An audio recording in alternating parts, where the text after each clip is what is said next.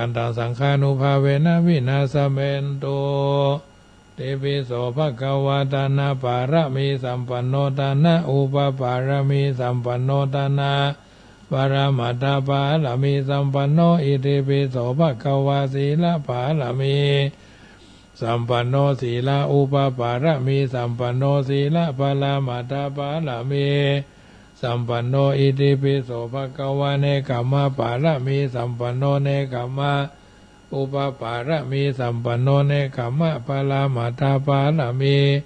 สัมปันโนอิติปิโสภะคะวะปัญญาปารมีสัมปันโนปัญญาอุปปารมีสัมปันโนปัญญาปร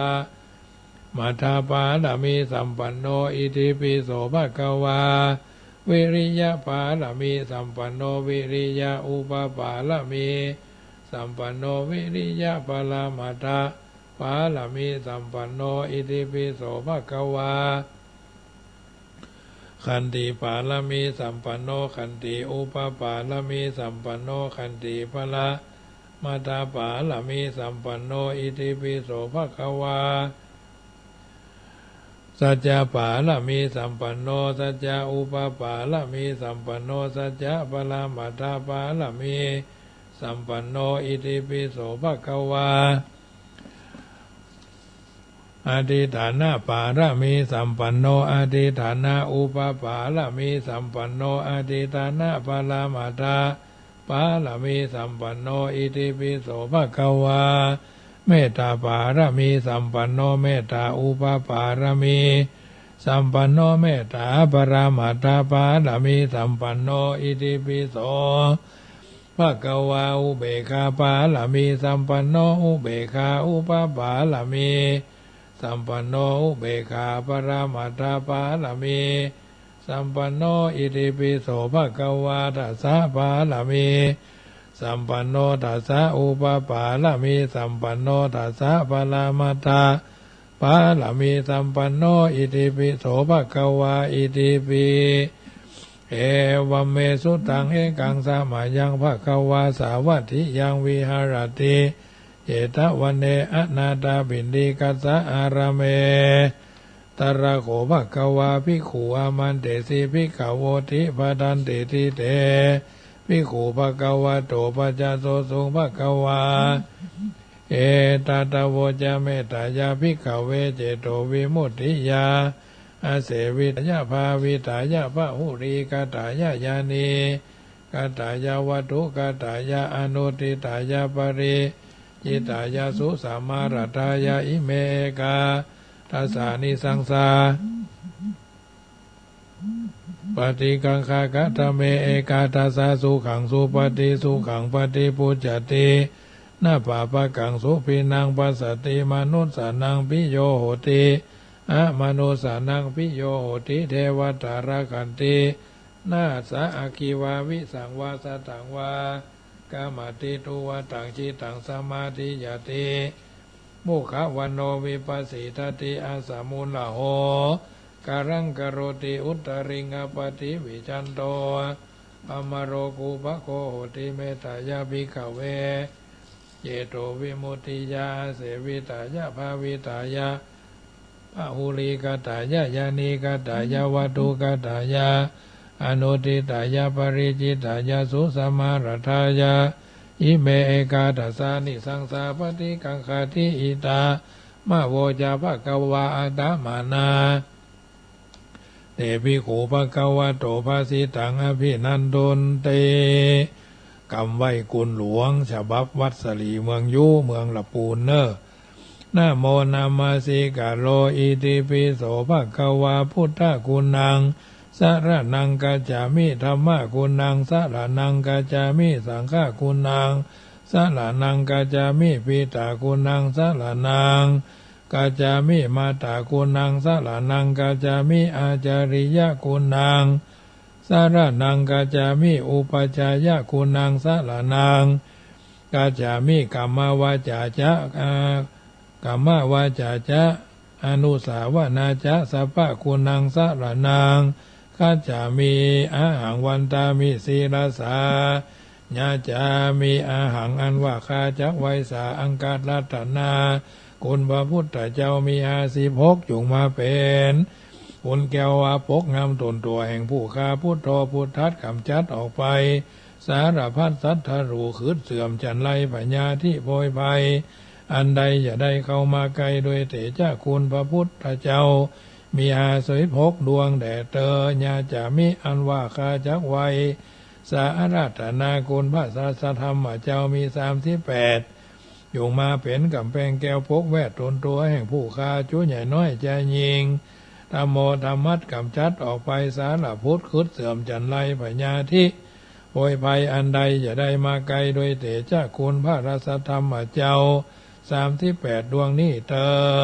ญาจะมีอันว่าคาจักไวคุณมาราธนาคุณพระสังฆเจ้ามี14จงมาเป็นครีบจงมาเป็นเพดานขี้พกงมหักษาบางเกิดบางตนตัวแห่งผู้ฆ่าสังโฆสังคัดกำจัดออกไปสารพัดสัตว์รูคืดเสื่อมจันไรปัญญาที่โพยภัยอันใดอย่าได้มาไกลโดยเถจ้าคุณพระสังฆเจ้า14นี่แหละนาไว้พระเจ้าจักไว้คุณพ่อ21คุณแม่12คุณครูบาอาจารย์10กุมาสามพิทักษ์รักษาปกปักรักษาคือข้าพระเจ้าอยู่ดีมีสุขอายุมันขวัญยืนไปใจอาราธนาคุณอุปชายะสาวตัดคุณพระกรรมฐาน18จงมาแวดวางตนตัวแห่งผู้ฆ่า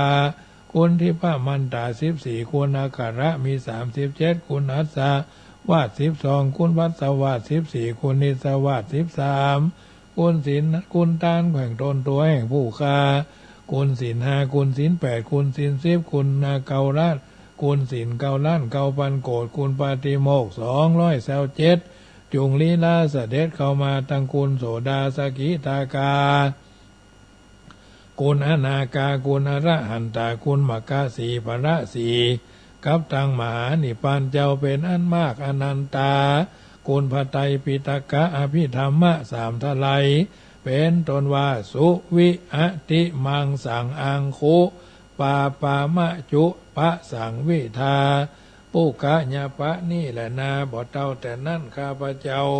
อาราธนาคุณพระธาตุเจ้าสลีจอมทองปีชวดหนูพระธาตุเจ้าปีฉลูงัวลำปางหลวงพระธาตุเจ้า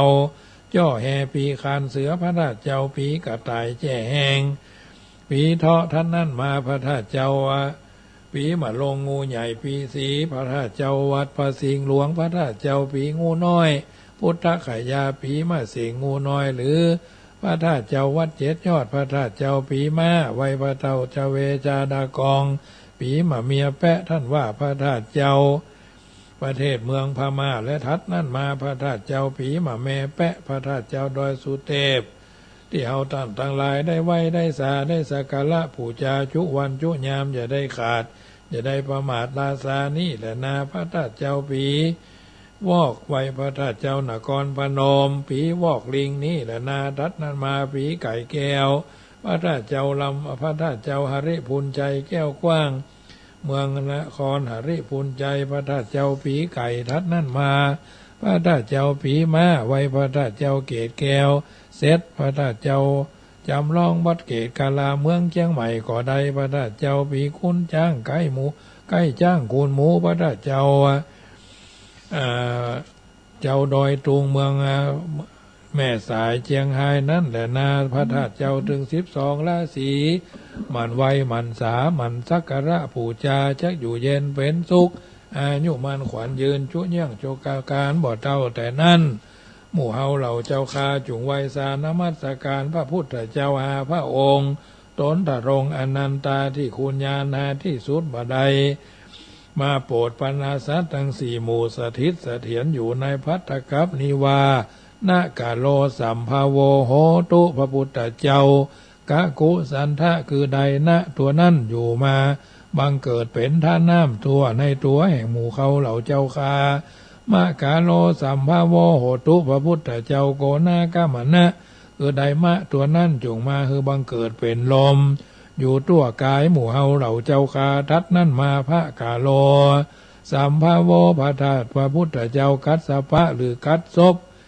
ใดพระตัวนั้นบังเกิดเป็นธาตุไฟเผาไหม้อาหารเก่าใหม่ใหญ่น้อยคือร่างกายอบอุ่นทั่วกายา ทากาโลสัมภโวโหตุจงมาเป็นพระพุทธเจ้าโกนากามณะหรือสมณะโคดมบรมติโรกาจารย์ทะตัวนั่นก็ได้มาเป็นธาตุดินมีอาจินอยู่ตัวสุขกายสบายใจจุ่มเนื้อเย็นใจจุคนจุท่านนั่นจุงจักมียะกาโลสัมภโวพระเมตไตรเจ้าจักมาไปนาคือบังเกิดคือเป็นอากาศสธาตุระวายสาราไปในเนื้อตัวนอกตัว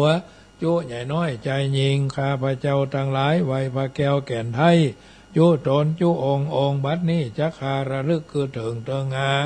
คุณทั้งหลายบ่เศษสะลอคือว่าพระเกศแก้วสามตัวจักรวาลพระอาทิตย์พระจันทร์พระนักขัตฤกษ์คุณพระเพิงหกพระพายเจ็ดนารายแปดอากาศ10ตรีสิงเห12คุณพญาอินตาคุณพญาพรหมพญาโยมราชคุณนาคน้ำปรมัยไอสวนและพระอินทร์ส่วนเทวดาทั้งมวลเต้าทั้งสี่ลอดเถิงผู้คุณเต้าทั้งสี่แม่ธรณีพระราศีตาไฟพระราศีนาลัยพระราศีนารอดคุณพระราศีสัมภมิตรจุมาติดอาตันนาตัวกายาแห่งผู้คาจุใหญ่น้อยใจยิงนั่นจุงจักมีเตียงแต่ดีลีพุทธะตันตังธรรมะตันตังสังฆะตันตังสัพพะคูณะตันตังตวะนะวัฏาวรังลุตังอะโทนะโมตันตังกายะวัฏกุโธอะอุอังอิติปิโสภะคะวานะมามิหังสรณังกัจจามิโอเมติตาปทากติตติเอวะเววะวิรุญกะรุกาญะติรุวิติรุวิวะเตวะเตอมกากากนุนานะนินินุโนนินินานะตุภาตุภาภาภาโอเมเทวาเตนิรุตภารุภิสาจะโลเทภกะภกาโมเอเหอวะนานาเหมะกุมภาอมสวหายแก้เหตุร้ายนานาสัพพะทุกขาสัพพะพยาสัพพะโรกาสัพพะอันตรายามหาจะเยมหาราพังอายุวันนังสุขังบรังภวันตุเตปุโตโยแก้วคาดธัมโมโยแก้วคาดสังโฆโยแก้วคาดพุทโธบังซ้ายธัมโมบังขวาสังโฆบังกายาอะระหังบังเกสาอะระหังพุทโธนะโมพุทธายะสิโลเมพุทธาเทวันจะนะราเถปิยังมาจยะตุภวังจยะสุปมังกลังจยะโสธีภวันตุโว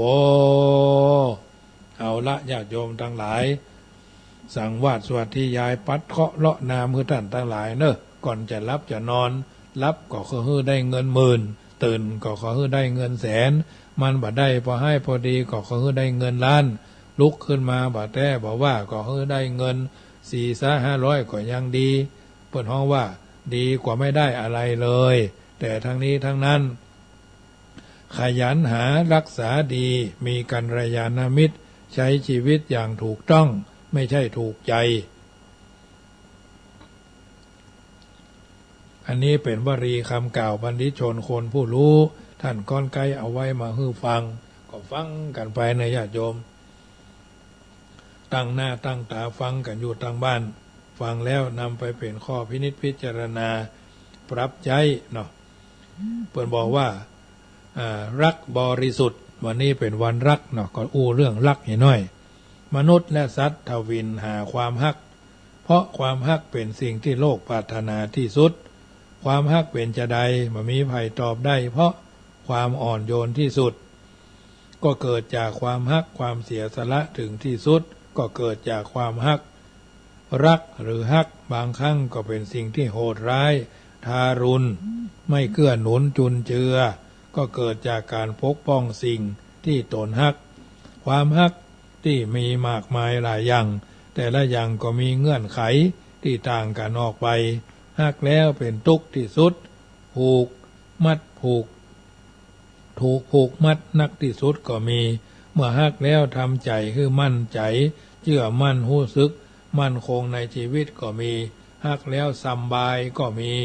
และปล่อยวางบางอย่างก็มีคนมีเงินมีบริวารก็ยังต้องการความฮัก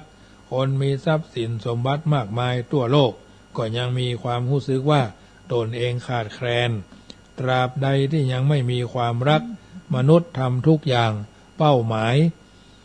ก็เพื่อให้ได้มาซึ่งความรัก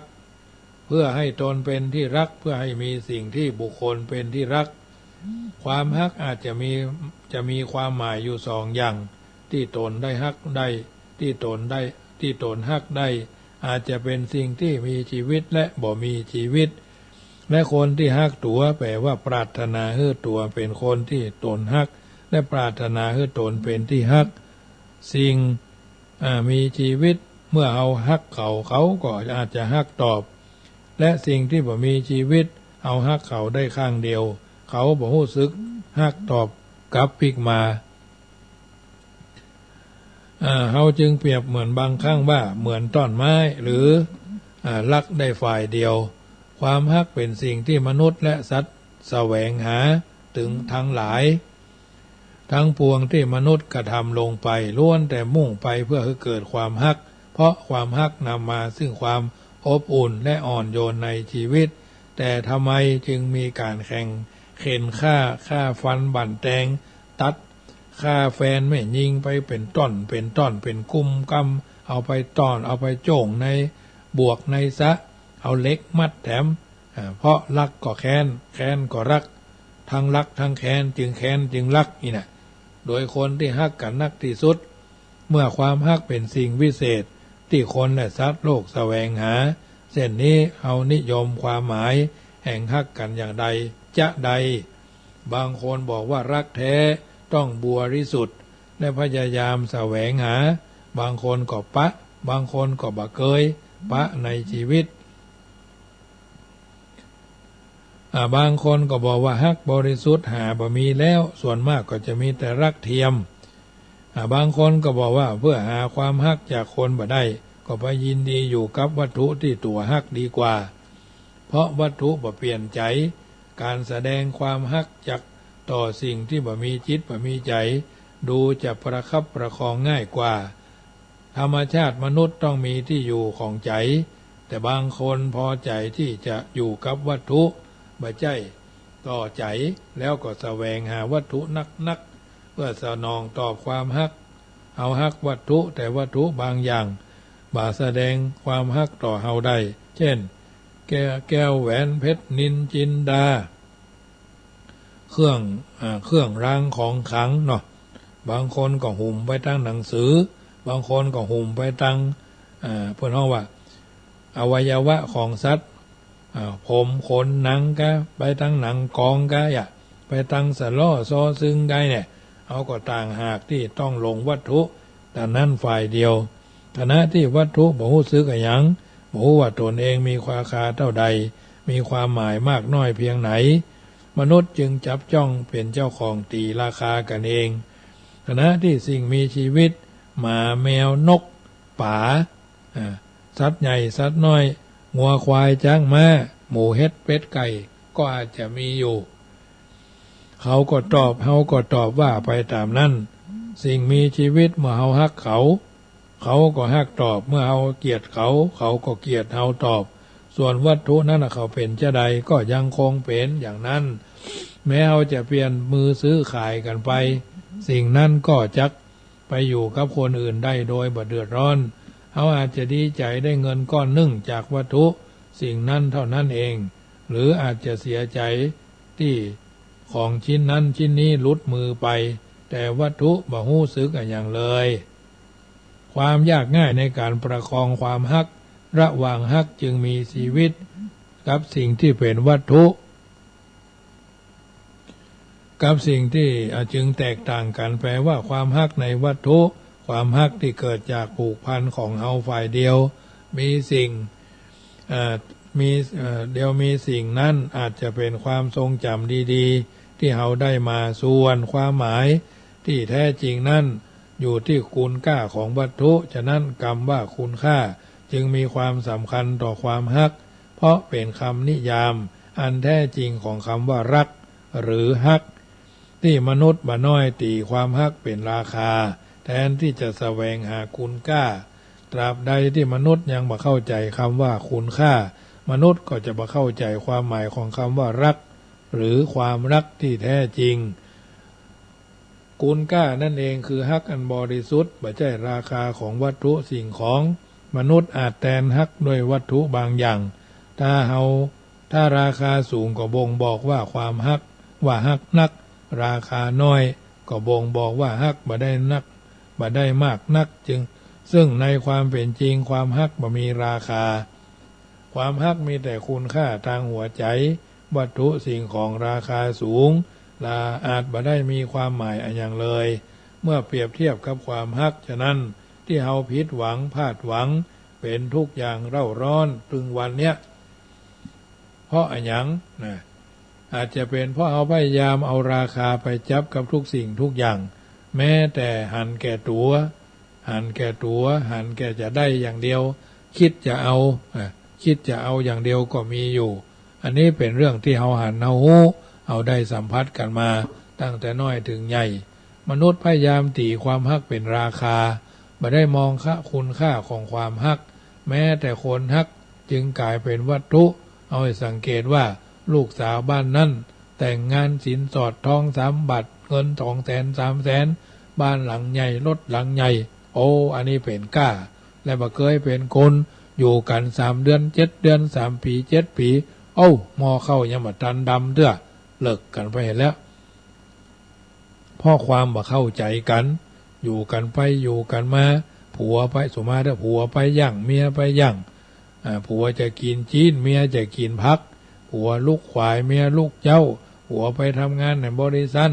เมียไปทำงานในบริษัทโอ้ก็เดี๋ยวก็ต่างคนต่างไปอวัง4 โลญาติโยมเอ๋ยยิ่งหันแก่ตัวจะต้องยอมเนี่ยบางทีบางครั้งบ่ได้ทำอย่างบ้านบ่ได้กินข้าวด้วยกันมาอยู่บางคนมาอยู่บ้านพ่อผัวแม่ผัวก็บ่เข้ากับพ่อผัวแม่ผัวก็เลิกบางคนไปอยู่กับบ้านพ่อเมียแม่เมียพ่อเมียแม่เมียก็บ่เข้ากับลูกเขยก็เลิกบางทีบางครั้งพ่อแม่ก็อย่างกายนะพ่อแม่ฝ่ายชายฝ่ายหญิงชอบเข้าไปบงการแถมละวุ่นวายแถมละลูกแต่งงานอย่างนั้นกับอีน้อยเอ๋ยอย่างนี้อีน้อยเอ๋ยเมียคิงน่ะบ่นายเอ๋ยอย่างนั้นวุ่นวาย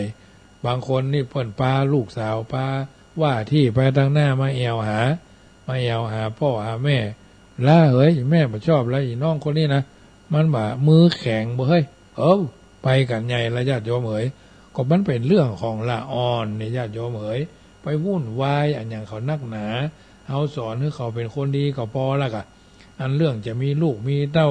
บางคนเนี่ยไปเอาลูกมาเต้ามาเนอะปากันเลี้ยงคนเดียวเนอะไปมาคือพ่อแม่มึงเลี้ยงนี่เลี้ยงสู่ใหญ่เลี้ยงบ่ใหญ่ก้องใหญ่มาเฮือมาเลี้ยงลูกเลี้ยงหลานเอาละไปกันใหญ่เป็นมีละเสาเฮ้ยนะบ่ว่านะอันนี้เรื่องของบุคคลนั้นเป็นที่รักถ้าบ่แต่งงานก็บ่ต้องมีลูกอ่ะถ้าจะมีลูกก็ต้องแต่งงานญาติโยมเอ๋ยเมื่อยังมีลูกมีเต้าแต่งงานก็มีลูกทั้งนั้นแหละเว้นไว้แต่เป็นหมันหรือไม่มีเนาะบ่แต่งงานแล้วก็บ่มีแหละญาติโยมเอ๋ยหน้าที่สุดของความฮักจึงเป็นฮักเพราะราคาดีราคาสูงราคาแพงว่าตะกี้แห่งคำนึงว่าบางทีเลี้ยงละอ่อนใหญ่กองใหญ่นะมาไหว้วัดแถมลุงพอมันก็เนอะอบรมมันก็มันลึกตุลุงอบรมก็เนอะช่วยดูแลเอาใจใส่ก็ตัวยังบาดดูแลมันเอามาไว้คือวัดของมาดีเอามาไว้วัดเนี่ยญาติโยมเอ๋ยก็ประเดี๋ยวมันก็บ่ค่อยจะมีแล้วนะละอ่อนมันบ่ค่อยมาวัดอ่ะมันกลัวมันแบบได้เล่นเกมเนาะที่สุดก็บ่เข้าใจในสิ่งต่างๆเหล่านี้สิ่งยิ่งฮือราคาเนาะเพราะฉะนั้นญาติโยมสาธุชนท่านผู้ฟังทั้งหลายโยมแม่เกียงคำลุ่งไพโรจน์แซวมาว่าคนเท่าป่าปิ้งว่ะคนเท่าป่าปิ้งก็ถ้าจะมีก็ การตลาดเริ่มเข้ามาทำการค้าทันทีแต่มนุษย์ก็อาจจะกลายเป็นสินค้าไปได้แต่ไม่ใช่สนองความฮักแต่หากจะมีเป้าหมายญาติโยมทั้งหลายคำว่าความรักกับคุณค่า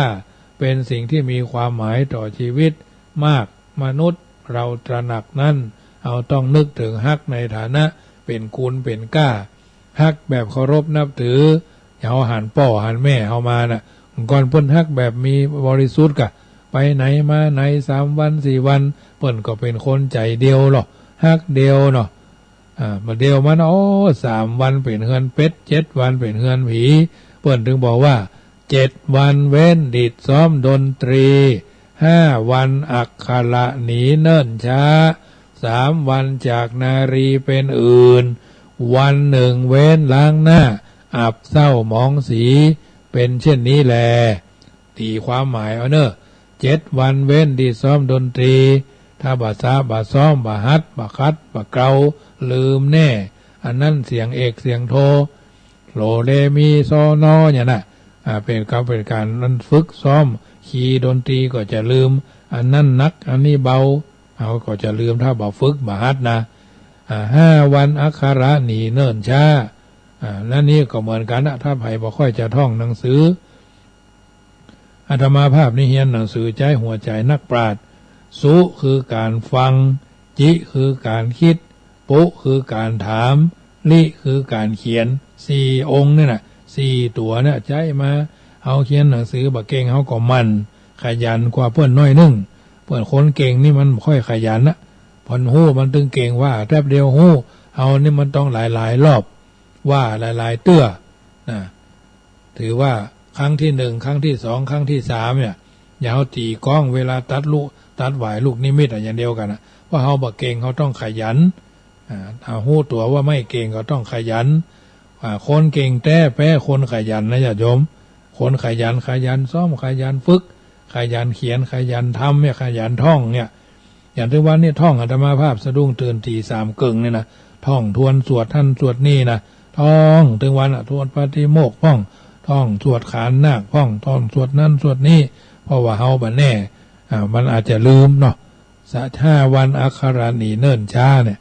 3 วันจากนารีเป็นอื่นก็เหมือนกันปัจจุบันวันนี้เป็นอย่างนั้น3 วันบ่ฮู้บ่หันบ่ไปบ่มามีปัญหาแน่ถ้าบ่เขาก็เฮานั่นแหละเรื่องนี้เป็นเรื่องละเอียดอ่อนสำหรับคนทั่วไปทำไมพ่อแม่จึงฮักลูกไม่ใช่เพราะลูกมีราคาดีกาแต่หากเป็นเพราะลูกคือคุณค่าของชีวิตอันนี้ทำความเข้าใจเนอะลูกแม่พ่อแม่ฮักลูกก็เพราะว่าลูกเป็นคุณค่าเป็นคุณค่าของชีวิตของพ่อกับแม่ประคับประคองกว่าจะได้ลูกมาแต่ละคนเหงื่อเป็นปิ๊บอาจารย์โยมเอ๋ยขอแล้วขอแอมบางคนก็มีลูกอยู่ด้วยกัน3 ปี5 ปี7 ปีไปซ้อขอลูกกับพระกับเจ้ากับฮันกับนี่ตั้งได้ลูกมาแล้วโอ้ยดีอกดีใจนะน้ำหูรากน้ำตาไหลนะลูกก็คือผู้ทำให้เราถูกเรียกว่าพ่อว่าแม่นะลูกคือผู้สถาปนาความเป็นพ่อแม่คือแก่ชีวิตถ้าบ่มีลูกฐานะความเป็นพ่อเป็นแม่เฮาก็ยังบ่เกิดขึ้นคือบ่สมบูรณ์เหมือนวัดที่มีโบสถ์ญาติโยมเอ๋ยวัดใดที่มีโบสถ์เรื่องโบสถ์ก็เหมือนกันพี่น้องศรัทธาญาติโยมฟังขึ้น96เนาะประมาณเดือนธันวาเนอะเพิ่นจะตัดหวายลูกนิมิตผูกพัทธสีมาวัดเจ็ดรินเนอะในนามของคณะสงฆ์วัดชังคำและญาติโยมที่ร่วมกับอาตมาภาพก็ได้จะได้ร่วมกับท่านพระมหาพิษณุจำนวน 10,000 บาทนะภาวนาไว้จำนวน 10,000 บาทวัดเจ็ดรินเนอะเริ่มต้นตั้งแต่พระเพิ่นที่วัดป่าเศร้าน้อยนะใช้สถานวันนั้นเนื่อนพอดีอาตมาไปสวดถอนสีมาที่วัดป่าเศร้าน้อยท่านพระครูประภัสชัยคุณปนิมนต์ท่านมหาวิษณุหานว่าเดือนธันวานิมนต์เนอะหรอกับท่านพระมหาดวงจันทร์นะพระครูปริยัติยานุศาสตร์วัดปันแหวนนะนั่งด้วยกันด้วยกัน3 ตนนี่นะไปทางใดก็3 ตน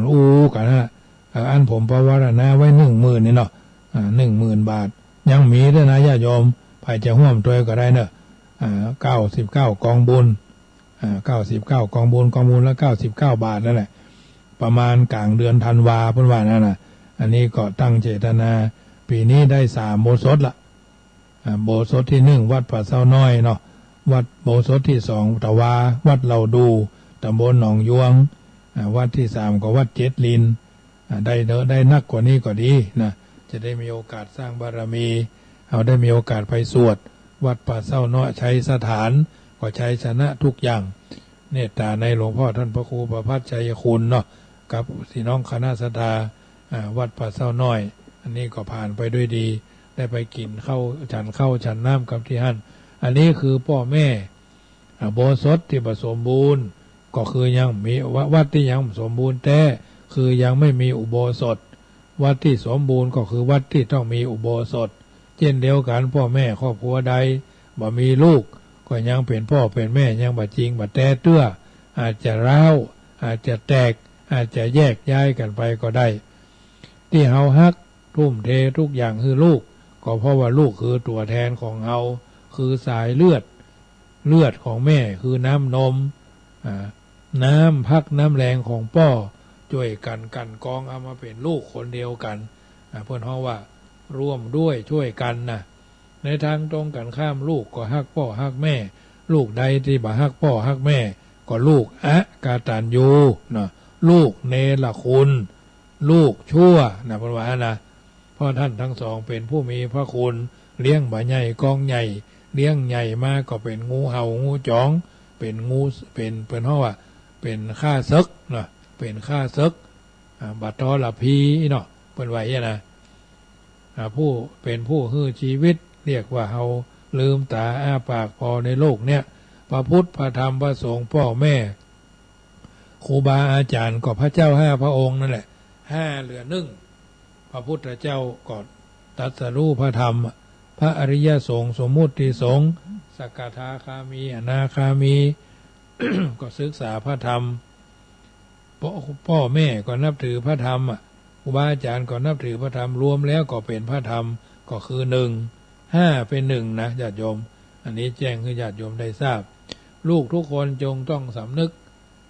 ตลอดเวลาว่าพ่อแม่คือพระอรหันต์ไม่ใช่พระอรหันต์นะถ้าพระอรหันต์นี่ในหนังจีนมุ่นพระอรหันต์ผู้ไกลจากกิเลสแล้วเพื่อเพื่อนบอกหวังได้หวังมีอย่างนะลูกดีก็ดีลูกได้ดีก็ดีใจตัวไม่ได้ไปขอไม่ได้ไปบังคับไม่ใช่ไปบังคับขู่เข็นกับลูกกับเต้าคนนั้นคนนี้แม้ลูกเต้าเอาเพื่อนไปไว้สถานที่พักคนชราก็มีเยอะปล่อยปะละเลยก็มีเยอะเพราะอย่างเพราะเขาเนรคุณเพราะฉะนั้นไม้เท้ายังดีกว่าลูกอากตัญญูอย่าเพิ่นว่านะเป็นว่าไว้เมินนะถ้าเขาเกิดมันก็ได้ยินกันเขาก็ยังฮักและอยากจะมีพ่อมีแม่หมูม้ากาไก่พอลูกใหญ่แล้วมันก็ปล่อยพ่อแม่เขาเนี่ยเลี้ยงจนตายนะญาติโยมบางคนเนี่ยโอ้ลูกเป็นอัมพฤกษ์ลูกเป็นอัมพาตลูกเป็นอ่อนอ้อยเปียเสียขาพ่อก็ดูแลแม่ก็ดูแลมันไปมีไผลองผัวกับเมียแต่งงานกับ3 ปี 7 ปีดอกคนใดคนหนึ่งไปโดนอุบัติเหตุตกเฮือนกะรถเฉียวรถชนกะผาเลิดในห้องน้ำกะหัวฟาดปืนนอนเป็นพยาธิ3 เดือน 7 เดือนมันถึงมีอันเปลี่ยนไปละยิ่งไปทำการทำงานบ่ใครมายิ่งบ่มีลูกด้วยกันซ้ำให้ต่างคนต่างอยู่ลูกเธอฉันยิ่งลูกต่างคนต่างลูกติดซ้ำให้อันนั้นก็ลูกฉันอันนี้ก็ลูกเธอน่ะนี่คือความฮักความภักดีใจดวงน้อยๆจะมีพึ่งพากันในยามอ่อนล้าหัวไปทำการทำงานเป็นจะได้อิดก็เหนื่อยก็หิวก็หาวน้ำมาก็ดื่มเปิดน้ำจิตน้ำใจแฟนพอไม่ยิงไปเนี่ยการมาจะได้เธออิดก็เมื่อยก็เพียก็เอานั่นอันนี้คือกินเนี่ยความฮักที่บริสุทธิ์เกิดกันหากเฮาเจ้าทั้งหลายช่วยกันสร้างเฮาก็คิดว่าความฮักที่บริสุทธิ์ก็เป็นสิ่งที่ดีๆความฮักที่บริสุทธิ์บ่มีอย่าคิดว่าตัวเองพบแต่ความเลวร้ายความฮักเป็นเรื่องหลากหลายความรักเป็นเรื่องหลอกลวงเนาะแรกก็รักกันดีเช่นรักกันของหนุ่มสาวรักของคู่ครองแต่ลงท้ายก็หันแก่ตัวทั้งนั้นมีตัวอย่างมากมายที่ต้องตายด้วยน้ำมือของคนฮักฆ่ากันพ่องเพื่อจะเอาประกันฆ่ากันพ่องจ้างเขาฆ่าพ่องมีข่าวเยอะแยะเนาะหลายที่หลายทางใส่ร้ายกันพ่องทะเลาะตบตีด่าว่าตอนใหม่ๆก็อ้ายที่รักดาริ่งเอาเข้าก็เป็นคิงเป็นเป็นกูเป็นมึงเป็นกูเป็นข้าล่ะมึงหู้ก็กูเป็นไผเอาล่ะหมูจักตัวเก่าละการแกล้งรังเกียจนั่งงอน เขเมียเขเมียเพิ่นว่าเลวร้ายรุนแรงยิ่งกว่าครั้งยังบ่ฮักกันเสียด้วยซ้ำไป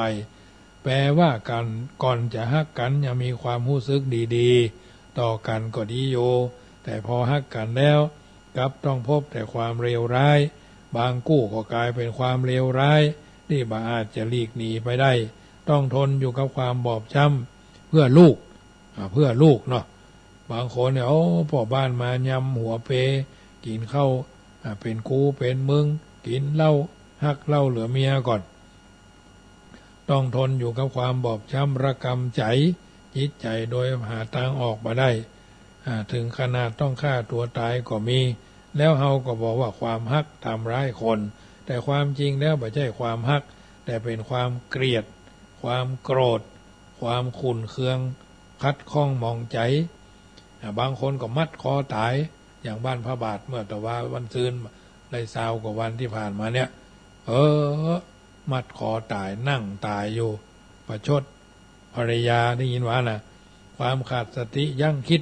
ไม่ใช่ของเล่นเนี่ยไม่ได้นะเขาเจียกมัดคอตายแล้วก็เป็นคองอกลงอย่างมันก็ตายกันมันได้หายใจหรอมีความทุกข์ใดจะโหดร้ายเต้ากับต้องทนอยู่กับคนที่เขารังเกียจ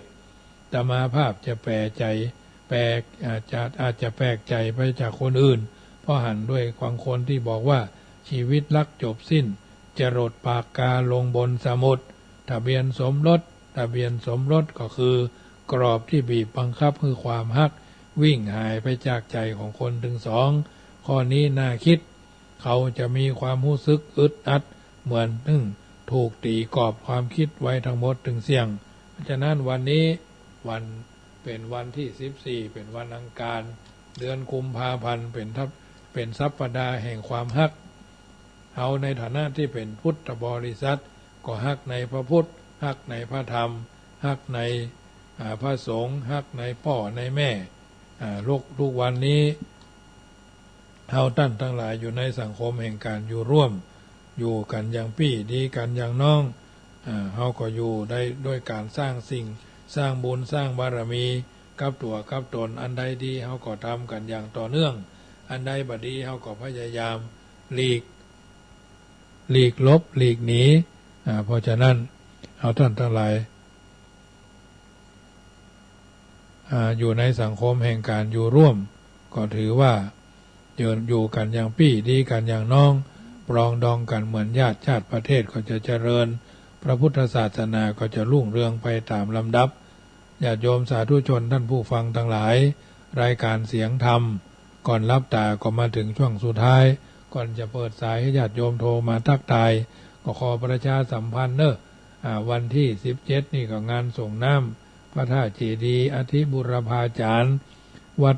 ตุ้งโป่งตำบลเหล่ายาวอำเภอบ้านห้องวันที่19นี่ก็ปอยหลวงวัดดอนหลวงตำบลแม่แรงอำเภอป่าซางวันที่23ก็ปอยหลวงวัดวังสิงคำในหลวงพ่อท่านพระครูวิสิทธิ์ศรีราภรณ์อุบาในวังเพิ่นก็นิมนต์ไปจำเริญพระพุทธมนต์วันที่23กินตาลหยาดน้ำไก่ก็ไปร่วมกันวันที่26ก็กินตาลหยาดน้ำปอยหลวงวัดหนองวัดหัวฝ่ายหนองจ้างคืนเดือนหน้านี่ก็มีหลายวัดวันที่5มีนาก็งานประชุมเพลิงศพหลวงพ่อสมอดีตเจ้าวาดวัดปวงสนุกตำบลบ้านกลางอำเภอสันป่าตองวันที่5ที่6ก็ปอยหลวงวัดคงจะเป็นวัดหนองเงือก11 12ของงานพระราชทานเพลิงศพอดีตเจ้าวาดวัดแม่วากอำเภอแม่แจ่มอันนี้ก็ญาติโยมสาธุชนที่มีความใกล้ชิดสนิทสนมปลายเดือนปลายเดือนหน้าก็ปอยหลวงหลายวัดก็จะได้ประชาสัมพันธ์ไปเรื่อยๆญาติโยมก็ฟังกันไปแต่ละที่แต่ละทางวัดใกล้บ้านกาวัดร้องวัวแดงโยมยายพรก็คงจะมีปอยหลวงเหมือนกันปลายเดือนเนี่ยกำลังเพราะฉะนั้นวัดใดมีการมีงานก็ประชาสัมพันธ์กันไปได้ค่ำแรงของวันนี้ฟังแล้วเป็นจะได้ทักทายกันมาได้ก่อนจะนำรายการจากท่านไป0615476539 0615476539 1 เสียง 1 สาย 1 กำลังใจฟัง ฟังคิดเขียนพูดถามนี่ก็เป็นสัจธรรมที่เกิดขึ้นวันนี้จัดรายการแทน96เกาลานตัวเนอญาติโยมก็คงจะฟังอยู่ทางบ้านฟังกันไปปั๊บกันไปเจริญพรยายพร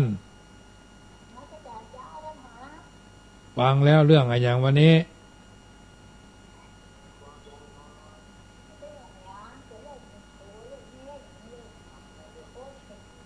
เนี่ยนี้เวลาถามมาเข้าใจวันนี้วันอย่างวันเนี้ยเป็นพ้น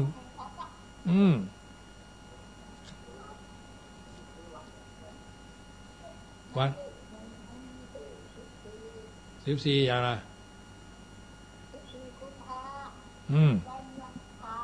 แน่รุ่น80นี่ยังมีอยู่เนาะว่ายายพร80แล้วอย่า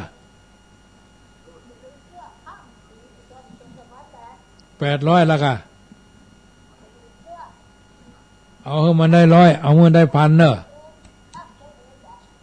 เอาให้มันได้สัก1,000เนอะ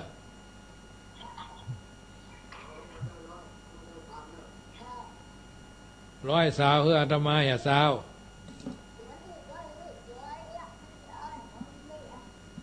หวานเอาเฮือ100 สาวเฮืออาตมาอย่าสาวยายเอาไปอย่า100อายุเอาเฮืออาตมาอย่าสาวยายเอาไปอย่า100เอาเจ้ากำลัง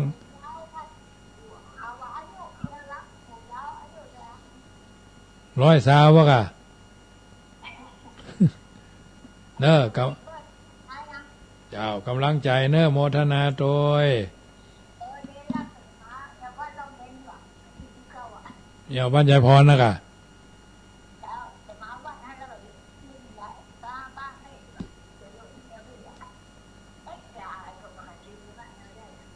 เพิ่นมียานพิเศษหรอเจ้าโมทนาเนอะเจ้าเจริญพรเอา1 สายยายพรอันนี้ปรากฏโทรถึงวันสมัยอันจัดรายการ104วันนี้มันมี96โดยพี่น้องทางเชียงใหม่อยู่จุดไหนมองใดโทรกันเข้ามาเนอะมาได้โทรก็บ่เป็นหยัง2 วันที่ผ่านมาภาคกลางวันเนาะ96เวลาบ่าย2ถึงบ่าย3อาตมาภาพก็แลกรายการกับท่านอาจารย์วัดสันขยอมวันพรุ่งนี้ก็จะได้จัดตามปกติวันพัดวันศุกร์โดยแถมรวดไปเลย3 วันเจริญพรแม่ศรีนวลวันนี้วันวาเลนไทน์อยากไปทางไหนพ่อวันเนี้ยไปไหนเจ้าอยู่บ้านเจ้าเดี๋ยวยำ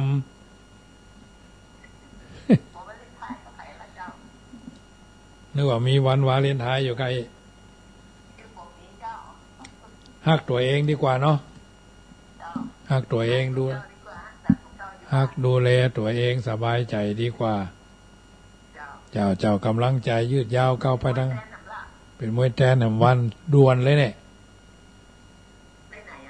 วันนั้นเนาะแทนกำเนิดนะเขาก็กำลังเข้ารายการกันได้สัก10 นาทีเลย